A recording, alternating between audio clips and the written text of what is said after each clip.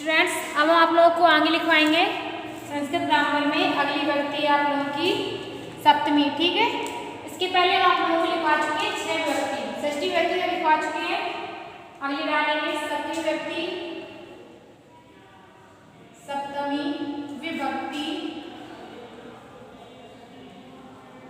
विभक्ति। ठीक है, अधिकरण कारक, अधिकरण कारक।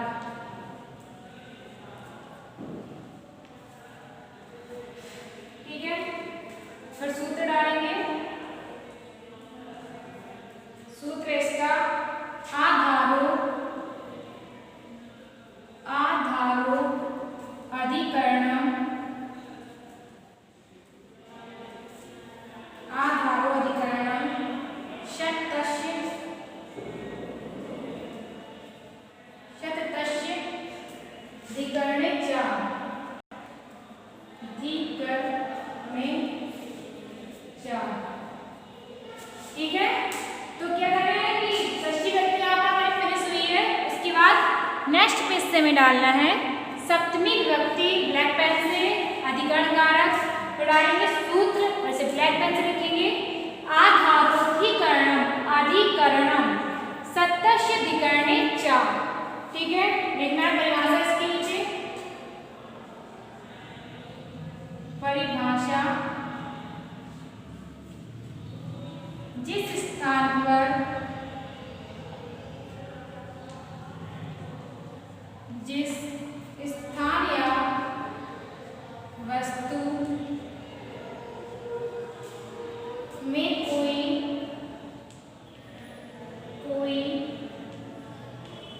कार्य किया जाता है,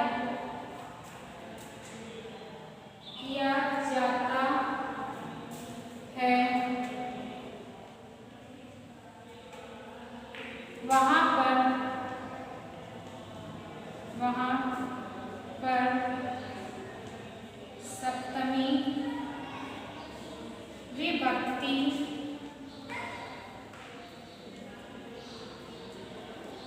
विभक्ति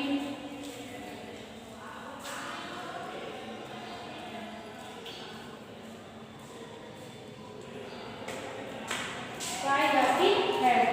ठीक है, क्या करना है, पहले डालेंगे सप्तमी विभक्ति, बीच में ब्लैक पेन से अधिकरण कारक सूत्र लिखेंगे ब्लैक पेन से आधारो अधिकरणम सतस्य अधिकरणे च। फिर परिभाषा लिखेंगे ब्लू पेन से जिस स्थान या वस्तु में कोई कार्य किया जाता है वहां पर सप्तमी विभक्ति पाई जाती है। आप देखेंगे आगे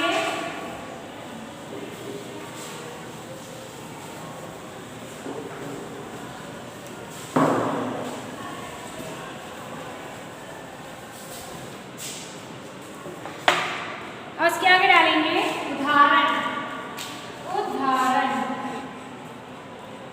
इसमें लिखेंगे शकुंतला, शकुंतला वन में रहती है, शकुंतला वन में रहती है, जहाँ पे शकुंतला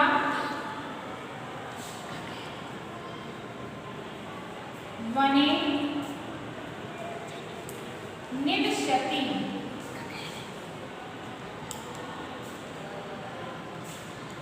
ठीक है, शकुंतला वन में रहती है, शकुंतला वने निवसति। इसके बाद अगला नियम डालेंगे हम,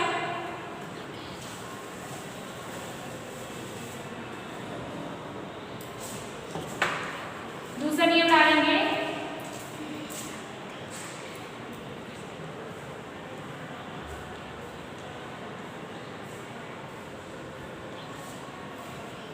सूत्र इसका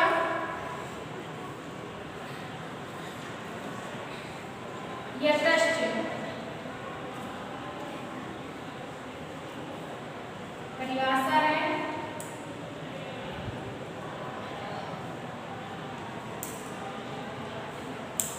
जब किसी समुदाय, जब किसी समुदाय, समुदाय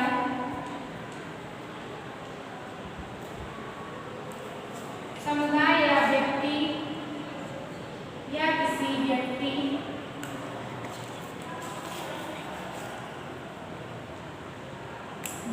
विशेष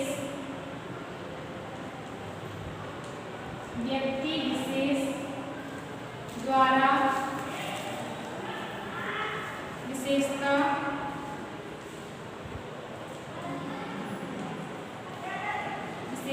बताई जाती है।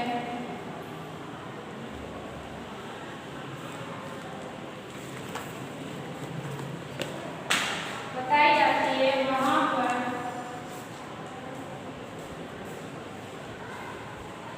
सप्तमी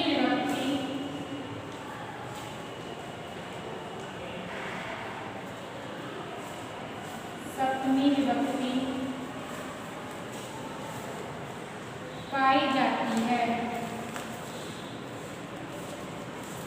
ठीक है, दूसरा नियम डालेंगे, सूत्र लिखेंगे यथाश्च, फिर उसमें लिखेंगे परिभाषा। जब किसी समुदाय या किसी व्यक्ति विशेष द्वारा विशेषता बताई जाती है, वहां सप्तमी विभक्ति पाई जाती है। इसके बाद डालेंगे उदाहरण।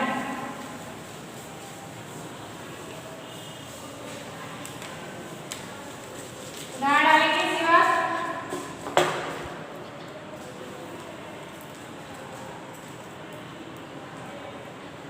पांडवों में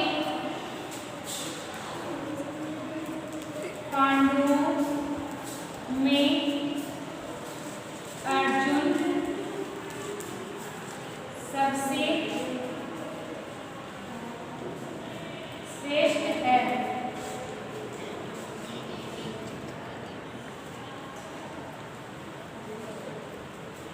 पांडवों में अर्जुन सबसे श्रेष्ठ है। यहाँ पे बनाएंगे से पहले सप्तमी विभक्ति में पांडवेषु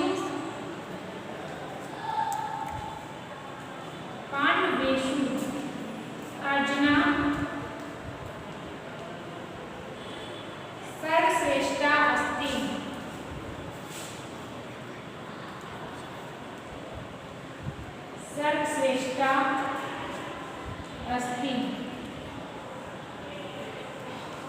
अगला है षष्ठी विभक्ति बनाएंगे से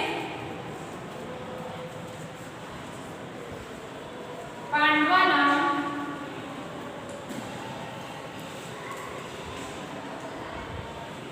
अर्जुना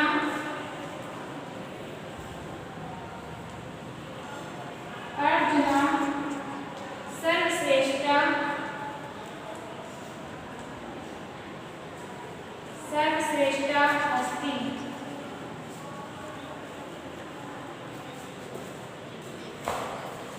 उदाहरण, पांडवों में अर्जुन सबसे श्रेष्ठ है। इसे दो विभक्तियों बनाएंगे, पहला बनाएंगे षष्ठी व्यक्ति में, तो उसके बाद दूसरा बनाएंगे सप्तमी व्यक्ति में। देखिए सप्तमी व्यक्ति में पांडवेषु अर्जुना सर्वश्रेष्ठा अस्ति। उसके बाद है षष्ठी व्यक्ति पांडवानां अर्जुना सर्वश्रेष्ठा अस्ति। ठीक है, तो अगला नियम डालेंगे इसके बाद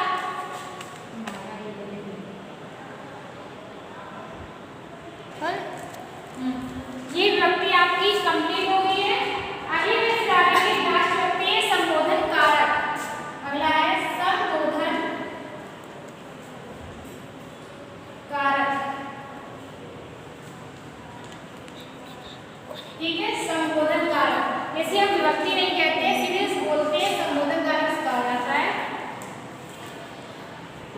सूत्र है इसका, परिभाषा लिखेंगे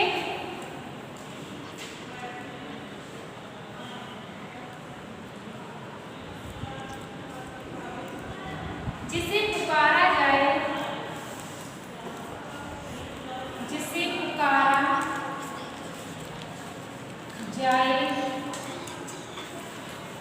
या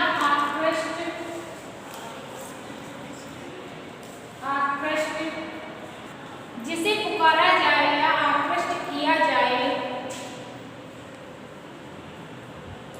आकृष्ट किया जाए, वहाँ संबोधन कारक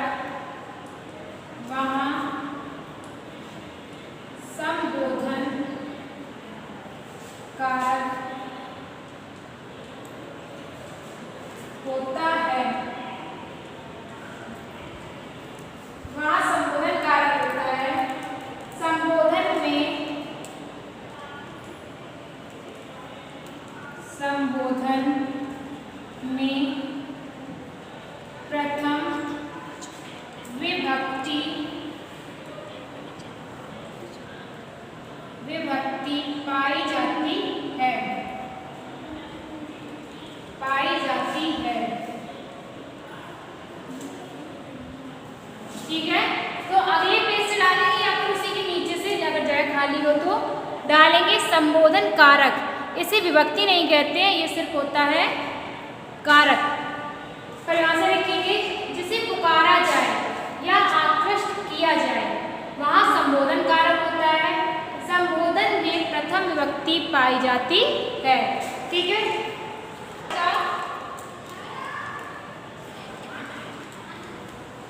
हे राम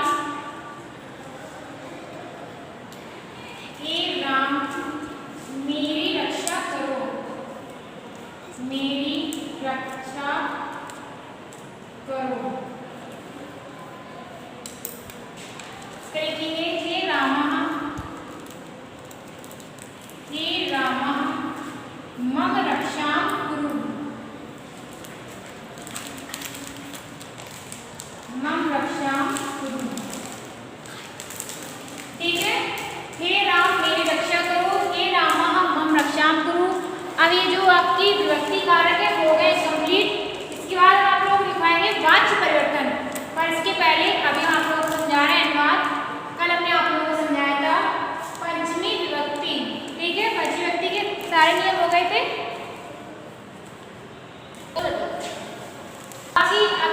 आपकी अगली विभक्ति है षष्ठी विभक्ति, यानी संबंध कारक षष्ठी विभक्ति। संबंध कारक षष्ठी विभक्ति विभक्ति। ठीक है, इसका चिन्ह है, इसका शब्द, इसमें शब्द रूप लगता है रामश्री एकवचन में। संबंध इसका का, की, के, शा, सी से, यानी सी के शब्द है इसके। इसका संबंध है का, इसके चिन्ह होते हैं का, की, के, ठीक है, इस तरीके से। और जैसा कि इसमें हमने लिखा है संबंध कारक लिखा गया है इसको, तो जैसा ही कारक है वैसे ही इसके अनुवाद होते हैं, यानी कि इसमें दो लोगों के बीच का संबंध बताया जाता है।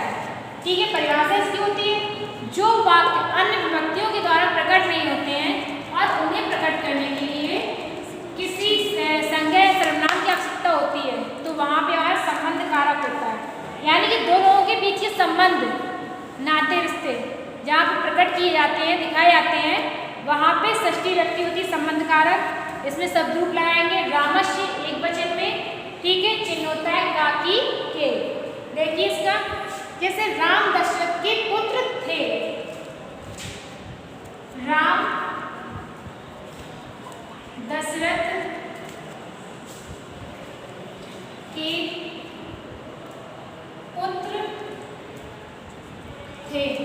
तो यहाँ पे राम और दशरथ के बीच में संबंध स्थापित हो रहा है कि दोनों पिता पुत्र है। ठीक है, यहाँ पे क्या संबंध कारक है, और दूसरा इसमें चिन्ह लगा है के का, पता चल रहा है षष्ठी विभक्ति संबंध कारक है।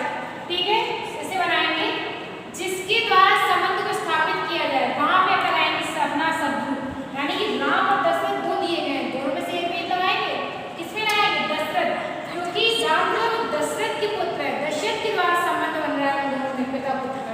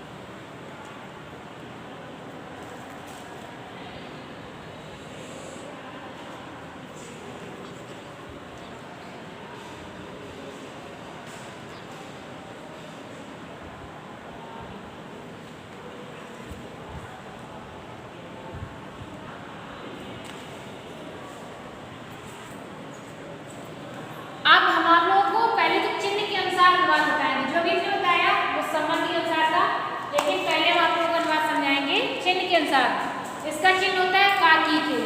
ठीक है, तो देखिए गंगा का जल, गंगा का जल गुणदायक, गुणदायक होता है। ठीक है, गंगा का जल गुणदायक होता है। तो यहाँ पे गंगा का जल यानी कि गंगा क्या स्त्री में आ रही है, स्त्री में गंगा को बोलेंगे गंगाया। तो यहाँ पे गंगाया शब्द गंगा में लगाएंगे, गंगाया जलम की, जल की जलम। ठीक है, गुणदायकम, गुणदायकम होता है यानी कि भवती, होता की भवती होती है। ठीक है, यहाँ पे स्त्रीलिंग थी गंगा, इसमें से गंगा स्त्री का नाम है, यह एक नदी है जो स्त्री में आती है, तो इसमें हम स्त्रीलिंग का शब्द रूप लगाएंगे गंगाया जलम गुणदायकम भवती। ठीक है, अगला वाक्य देखिए हमारा। अगला वाक्य है वह अन्य के लिए रहता है, वह अन्य के लिए रहता है। तो यहाँ पे वह अन्य के लिए रहता है, तो यहाँ पे वह के लिए सा, अन्य की होती, अन्य होगी शब्द रूप लगा देंगे अन्यस्य, अन्यस्य के लिए, के लिए हेतु। ठीक है, जहाँ पर के लिए का अर्थ निकलता है वहाँ पे हेतु होता है, हेतु रहना की निवसति, निवसति या वसति। ठीक है, वह अन्य के लिए रहता है। अगला वाक्य हमारा वह पिता की याद करता है, वह पिता की याद करता है, वह पिता की याद करता है। तो यहाँ पे पिता बता रहा है, तो पिता के शब्द रूप क्या होते हैं, अलग होते हैं थोड़ा। पिता के शब्द रूप में षष्ठी व्यक्ति में पिता को लिखते हैं पितु, यानी षष्ठी व्यक्ति में पिता को लिखते हैं पितु। यहाँ लिखेंगे सा पितु, याद करना की स्मरण होती है तो स्मरति, स्मरति। ठीक है, सा पितु स्मृति। अगला वाक्य हमारा कृष्ण का कार्य देखने योग्य है, कृष्ण का कार्य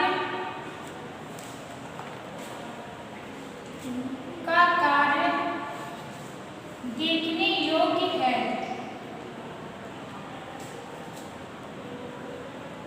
योग्य है। यहाँ पे कृष्ण का कार्य बता रहे हैं ना, तो जिसका बारे में बताया जाता है उसी के बारे में लिखेंगे, शब्द रूप लगाएंगे कृष्णस्य कार्यम। अब यहाँ पे देखने योग्य, तो ये नहीं कहेंगे कि स्मरण को देखम योग्य वस्तु, यही लिखेंगे।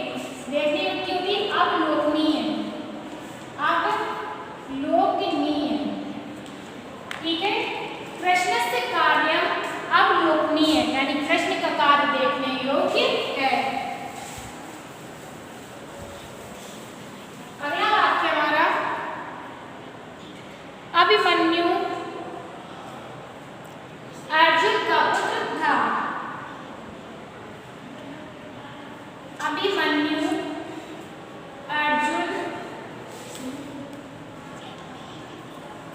अर्जुन का पुत्र था।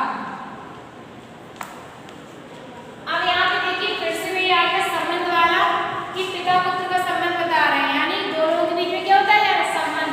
चिन्ह तो हमारा लगा है लेकिन नियम भी लगा है कि जहाँ पे दोनों के संबंध के बारे में बताया जाए। जहाँ पे अभिमन्यु अर्जुन का पुत्र है तो अर्जुन में ही शब्द रूप वहाँ लगेगा, लिखेंगे अभिमन्यु